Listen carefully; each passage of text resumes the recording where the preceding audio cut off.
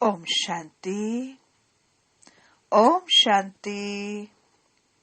आज हम सुनेंगे दिसंबर मास के अव्यक्त इशारे।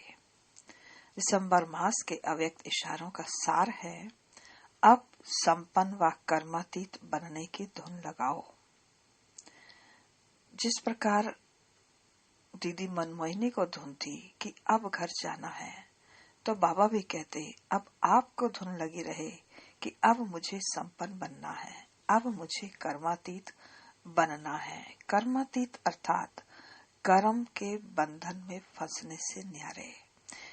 कर्मातीत का अभिप्राय ये नहीं है कि हम कर्म छोड़ करके बैठ जाएं, नहीं। सभी प्रकार के हद के स्वभाव संस्कार से न्यारे अर्थात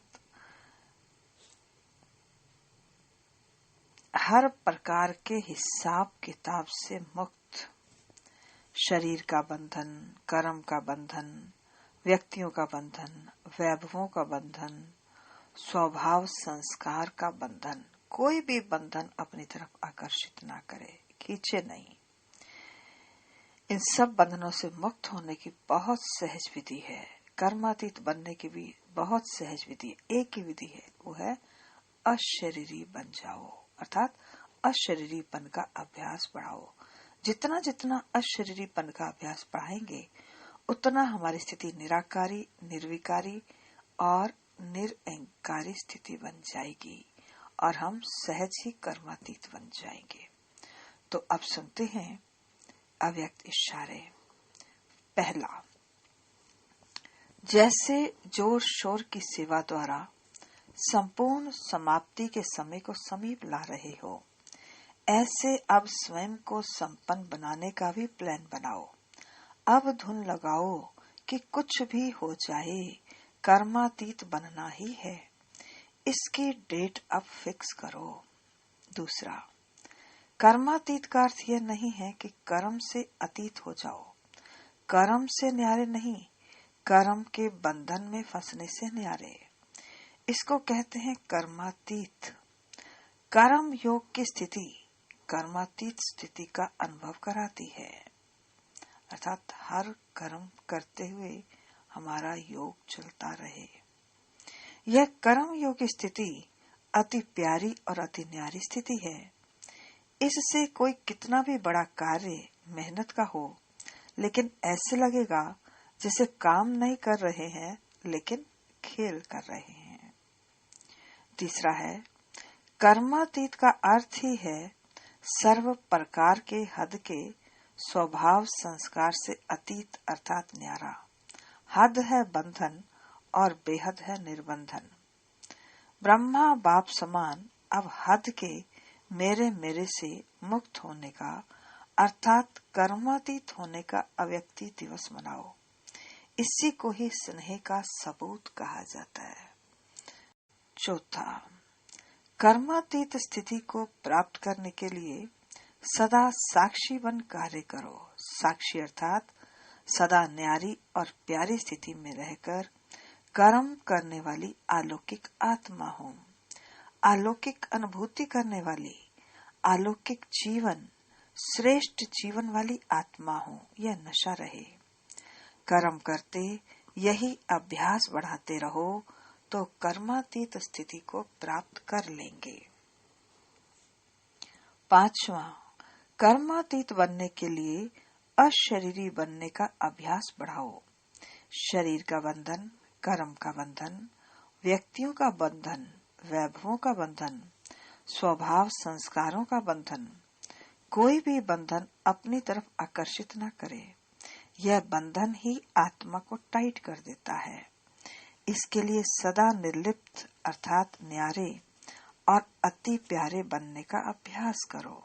छठा, कर्मातीत बनने के लिए कर्मों के हिसाब किताब से मुक्त बनो। सेवा में भी सेवा के बंधन में बंधने वाले सेवाधारी नहीं, बंधन मुक्त बंध सेवा करो, अर्थात हद की रॉयल इच्छाओं से मुक्त बनो। जैसे देह का बंधन, देह के संबंध का बंधन, ऐसे सेवा में स्वार्थ, यह भी बंधन कर्मातीत बनने में विघ्न डालता है। कर्मातीत बनना अर्थात इस रॉयल हिसाब किताब से भी मुक्त। 7वां, बहुत काल अचल अडोल निर्विघ्न निर्बंधन निर्विकल्प निर्विकर्म अर्थात निराकारी निर्विकारी और निरहंकारी स्थिति में रहो, तब कर्मातीत बन सकेंगे। 8वां, कर्मातीत स्थिति का अनुभव करने के लिए ज्ञान सुनने सुनाने के साथ अब ब्रह्मा बाप समान न्यारे अशरीरी बनने के अभ्यास पर विशेष अटेंशन दो। जैसे ब्रह्मा बाप ने साकार जीवन में कर्मातीत होने के पहले न्यारे और प्यारे रहने के अभ्यास का प्रत्यक्ष अनुभव कराया। सेवा को वह कोई कर्म को छोड़ा नहीं, लेकिन न्यारे हो लास्ट दिन भी बच्चों की सेवा समाप्त की। ऐसे फॉलो फादर करो। 9वां, सेवा का विस्तार भल कितना भी बढ़ाओ, लेकिन विस्तार में जाते सार की स्थिति का अभ्यास कम न हो। विस्तार में सार भूल न जाए। खाओ पियो सेवा करो, लेकिन न्यारेपन को नहीं भूलो। कर्मातीत अर्थात कर्म के किसी भी बंधन के स्पर्श से न्यारे, ऐसा ही अनुभव बढ़ता रहे। कोई भी कार्य स्पर्श न करे और करने के बाद जो रिजल्ट निकलती है उसका भी स्पर्श ना हो, बिल्कुल ही न्यारापन अनुभव होता रहे। अर्थात कर्म करने के बाद कभी मन दुखी हो जाता है, कभी हम खुश हो जाते हैं, मन पर किसी प्रकार का कोई प्रभाव ना पड़े। जैसे कि दूसरे ने कराया और मैंने किया, निमित्त बनने में भी न्यारापन अनुभव हो। जो कुछ बीता फुल स्टॉप लगाकर न्यारे बन जाओ। तभी होगा ना जब ये बुद्धि में रहे कि मैं करणहार हूँ और शिव बाबा करण करावनहार है। 11वां, कर्म करते तन का भी हल्कापन, मन की स्थिति में भी हल्कापन। कर्म के रिजल्ट मन को खींच न ले। जितना ही कार्य बढ़ता जाए उतना ही हल्कापन भी बढ़ता जाए। कर्म अपनी तरफ आकर्षित नहीं करे, लेकिन मालिक होकर कर्म कराने वाला करा रहा है और करने वाले निमित्त बनकर कर रहे हैं। यह अभ्यास बढ़ाओ तो संपन्न कर्मातीत सहज ही बन जाएंगे। 12वां, कर्मातीत बनने के लिए चेक करो कहाँ तक कर्मों के बंधन से न्यारे बने हैं।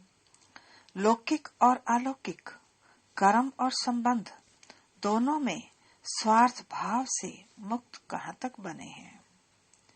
13वां, जब कर्मों के हिसाब किताब व किसी भी व्यर्थ स्वभाव संस्कार के वश से मुक्त बनेंगे, तब कर्मातीत स्थिति को प्राप्त कर सकेंगे। कोई भी सेवा संगठन प्रकृति की परिस्थिति स्वस्थिति व श्रेष्ठ स्थिति को डगमग न करे। इस बंधन से भी मुक्त रहना ही कर्मातीत स्थिति की समीपता है। 14वां, पुराने दुनिया में पुराने अंतिम शरीर में किसी भी प्रकार की व्याधि अपनी श्रेष्ठ स्थिति को हलचल में न लाए। स्वचिंतन, ज्ञान चिंतन, शुभ चिंतक बनने का चिंतन ही चले, तब कहेंगे कर्मातीत स्थिति। 15वां, कर्मातीत अर्थात कर्म के वश होने वाला नहीं, लेकिन मालिक बन अथॉरिटी बन कर्म इंद्रियों के संबंध में आए। विनाशी कामना से न्यारा हो कर्म इंद्रियों द्वारा कर्म कराए। आत्मा मालिक को कर्म अपने अधीन न करे, लेकिन अधिकारी बन कर्म कराता रहे। कराने वाला बन कर्म कराना, इसको कहेंगे कर्म के संबंध में आना। कर्मातीत आत्मा संबंध में आती है, बंधन में नहीं। 16वां, पिछले कर्मों के हिसाब किताब के फलस्वरूप तन का रोग हो, मन के संस्कार अन्य आत्माओं के संस्कारों से टक्कर भी खाते हों, लेकिन कर्मातीत कर्म भोग के वश न होकर मालिक बनकर हिसाब किताब चुकतू करावें। कर्म योगी बन कर्म भोग चुकतू करना, यह है कर्मातीत स्थिति की निशानी। अच्छा जी, अभी आप अभ्यास करें प्रतिदिन अशरीरीपन को बढ़ाने का, जिससे सहज ही कर्मातीत स्थिति को प्राप्त कर लें। फिर नेक्स्ट पार्ट में 2-3 दिन के बाद हम बी पार्ट सुनेंगे, अर्थात आगे के अव्यक्त इशारे। ठीक है जी। ओम शांति।